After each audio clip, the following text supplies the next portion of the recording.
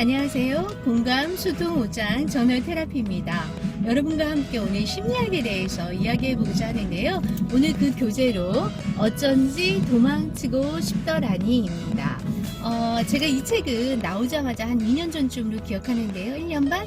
예, 그때 제가 한번 읽었었습니다. 근데 이제 제가 운영하고 있는 모임에서 이 책이 다시 선정이 되어서 이 책을 통해서 다시 읽으면서 여러분과 함께 나누는데 귀한 가볍게 맨 처음 심리학을 입문하기에 참 좋은 책이고 이 안에 5명의 인물이 나오거든요. 제가 오늘 그 5명의 인물을 하나하나 소개해 드릴 텐데요. 여기서 나하고 상관이 있는 인물이 있는지 한번 살펴보시고 우리가 평상시에 살면서 또 사회생활을 하거나 우리가 어떤 사업을 함에 있어서 인지 왜곡이라든지 내 자신의 삐뚤어진 생각들이 있는지 나 자신을 볼 수 있는 거울과 같은 책이라는 생각이 들었습니다. 여러분 기대하셔도 될 것 같아요. 오늘 바로 지금 시작하겠습니다. Let's go! 네, 이 책의 저자는요, 뇌부자들이라고 정신의학과 5분이서 팟캐스트를 만드셔서 거기를 운영하는 그분들이 5분을 쓰셨고요. 여기 안에 이제 대략 5명 정도의 인물이 등장합니다. 직접 상담 기록을 통해서 이 책을 저술한 것 같고요.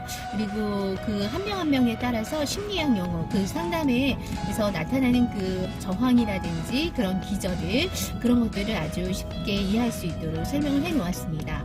제가 고민이 들었습니다. 전반적으로는 이 책을 가볍게 심리학 용어만 설명해 드리고 말을까, 아니면 5명을 일일이 케이스 바이 케이스로 설명을 해드리고 같이 공감하는 시간을 좀 더 가져볼까 고민이 좀 됐었어요.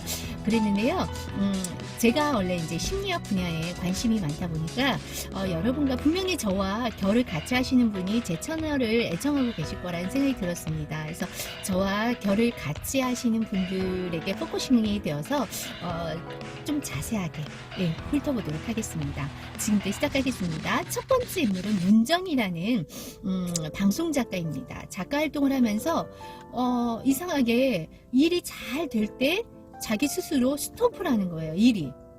그리고 그게 너무 이제 그러면 일이 진척이 안 되잖아요. 작가들은 왜 강림한다, 그 신이 강림한다 그러잖아요. 그럴 때 그냥 쫙 써서 한 작품이 나오기도 하는데, 이 문정 씨 같은 경우는 그런 찰나에 딱 본인 스스로가 스톱을 해서 이렇게 상담을 받게 된 케이스가 나오고 있습니다.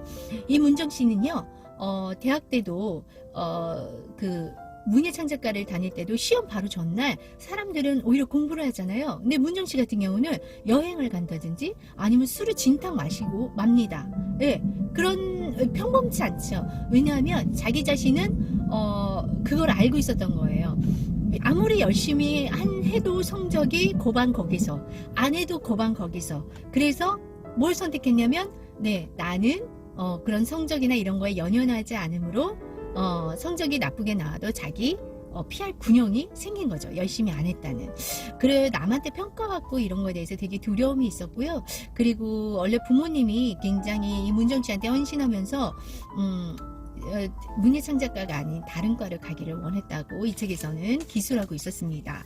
그래서 이 문정 씨 같은 경우는 그렇다면 왜 스톱을 하는지, 그거에 대해서 여기서 이야기해 주고 싶었던 것은요, 전이라는 그런 심리학 용어를 설명해 주고 있었어요. 전이란 이전에 자신에게 중요한 대상에게 가졌던 감정을 현재의 다른 대상에게 옮기려는 심리적 현상을 이야기합니다. 이 문정 씨 같은 경우는 자기 자신에 대한 우리가 흔히 요즘 거의 트렌드처럼 이야기하는 자아 존중감이 굉장히 낮았던 사람이었어요. 그래서 가짜 자기를 덧입은 것이죠. 나는 쿨한 여자야. 성적에 연연하지 않고 쿨한 여자야. 왜냐하면 이렇게 했을 때 사람들이 오히려 인정을 해주고 관심을 가져줬다는 것이죠. 그래서 가짜 자기를 자꾸 덧입게 되는 거예요. 그게 어디까지 여파가 미치냐면요, 생활 전반에 미치게 되는데 남자친구를 오래 사귀지 못합니다. 왜냐하면 남자친구한테 인정을 받아야 되잖아요. 그런데 다 맞춰줘요. 남자친구한테 다 맞춰주는데 어느 일정 시간이 지나면 어떻게 되나요? 네, 내가 진심이 아닌, 내 모습이 아닌 가짜 자기를 이렇게 맞춰줬기 때문에 어느 순간 자기 스스로 지치게 되는 거죠. 그래서 사이가 진전되거나 이렇게 되면 스스로 그렇게 끊어지는 사이를 스스로 만들게 되는 그런 악순환이 계속 반복됐다는 거예요. 그래서 이 책에서는 진정한 자아 존중감이란 여러분 어떻게 생각하세요? 여기에서 뭐라고 말하고 있냐면요. 스스로 존중받을 만한 가치가 있는 사람이라고 생각하는 것이라고 얘기합니다. 네, 결국 그 주체가 누구입니까? 자기 자신인 거죠. 그래서 이 문정씨를 통해서 뭘 말하고 있냐고 저는 느꼈냐면요. 인정 중독이라는 사람들이 의외로 우리 주변에 많이 있는지 한번 여러분 살펴보세요.